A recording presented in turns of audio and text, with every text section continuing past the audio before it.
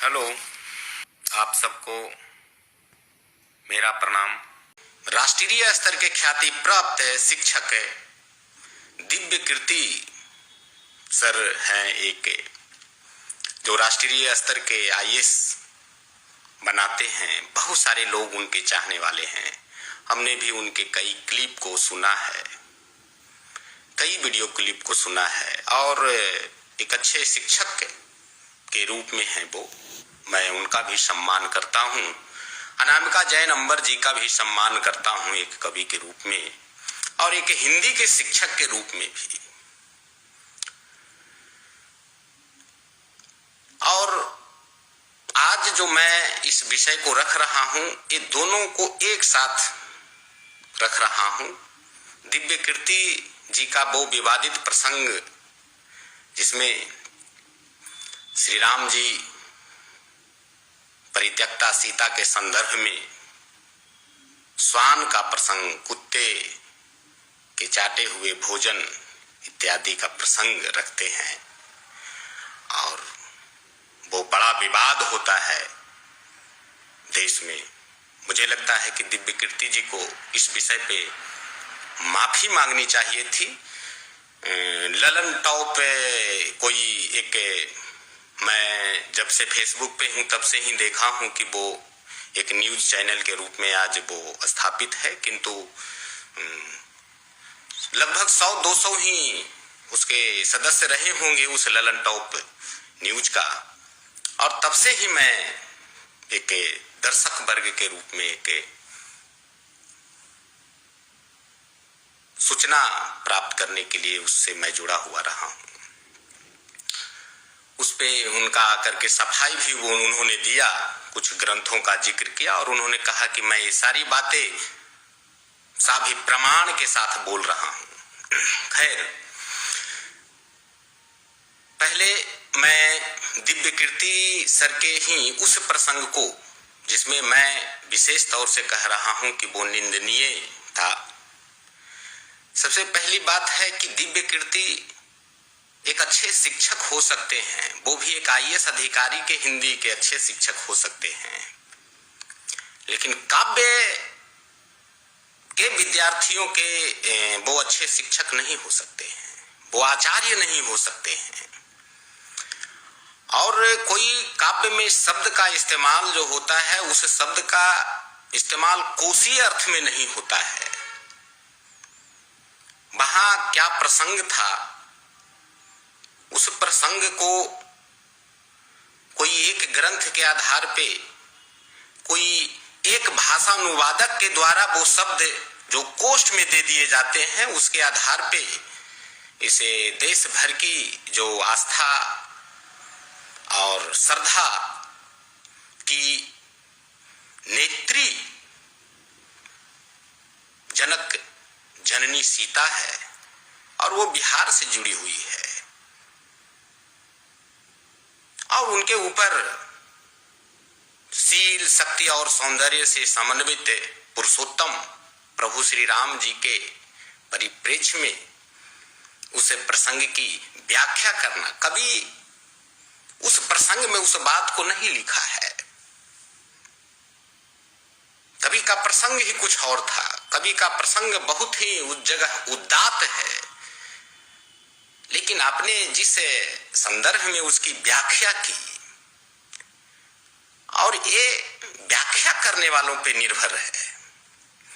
आप किसी आदर्श पात्र की जब व्याख्या करने बैठते हैं तो सामाजिक जो आदर्श है, मर्यादा है, शील है, उनका पालन करना होता है। वाल्मीकि रामायण से गोस्वामी तुलसीदास जी का रामचरितमानस अलग है, या गोस्वामी जी के मानस से मैथिली शरण गुप्त जी का साकेत अलग है, या साकेत से सूर्यकांत त्रिपाठी निराला जी की राम की शक्ति पूजा अलग है। इसका केवल काव्यात्मक या कालखंड के आधार पर नहीं, भाषा के आधार पर नहीं, प्रसंगों को लेकर है। वाल्मीकि रामायण में कई ऐसे प्रसंग हैं जो आधुनिक काल में आकर के और एक व्यंग्यात्मक अर्थ देते हैं। इसके पीछे का बस केवल इतना कारण है कि संस्कृत के जो शब्द है वो संस्कृत के शब्द एक ही अर्थ उसके नहीं होते हैं, कहीं कहीं 20, 30, 40, 50 अर्थ तक के होते हैं। कभी कभी कोई शब्द का अर्थ है और खास करके महाकाव्यों में जब उस तरह के शब्द का प्रयोग होते हैं तो वो किसी और गहरे मार्मिक प्रसंग से जुड़ा हुआ होता है, पूर्वापर संबंध है उसमें शामिल होता है। तो दिव्य कीर्ति सर एक IAS के शिक्षक हो सकते हैं, एक IAS की नौकरी को वो ठुकरा करके और अपनी महिमा मंडन करवा सकते हैं, ये उनका निजी मामला है। किंतु ऐसे प्रसंगों में खास करके जो इस राष्ट्र की धार्मिक आस्था और साहित्य की सबसे बड़ी बात है, क्योंकि साहित्य की व्याख्या वैज्ञानिक स्तर से नहीं की जाती है।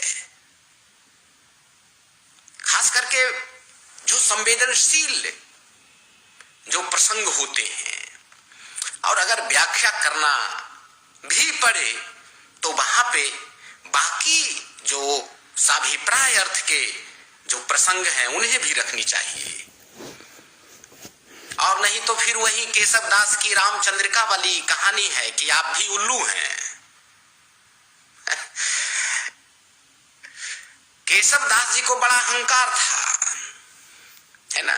केशव केसन यसव करही अबैरहूं जसन कराही चंद्र बदनी मृगलोचनी बाबा कही कही जाई।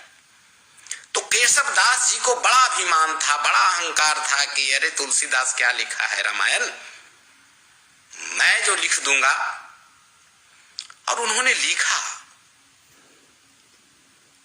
रामचंद्रिका, और क्या लिखा कि शुक्ल जी को उनको कठिन काव्य का प्रेत कहना पड़ा। अब कठिन काव्य का प्रेत उनको कहना पड़ा,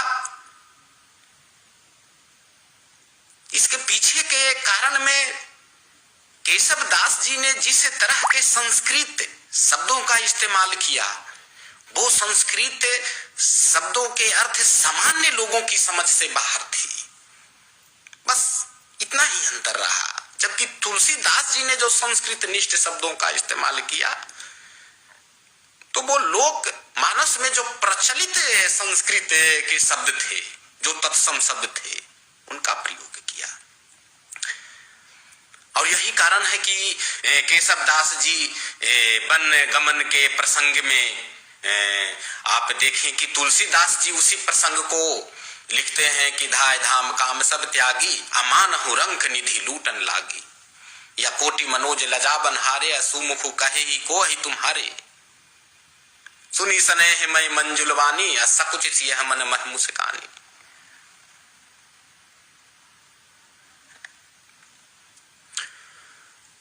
और उसी प्रसंग को केशव दास कहते हैं तो वो कहते हैं कि उल्लू के रूप में देखता है, उल्लू देखता है। अरे तो दिव्य कीर्ति सर को वहां पे कि स्वान संस्कृत के वो शब्द थे, और स्वान का आपने वहां पे कुत्ते के अर्थ में लेकर के और उसके चाटने के अर्थ की जो अभिव्यक्ति की है और उसके साथ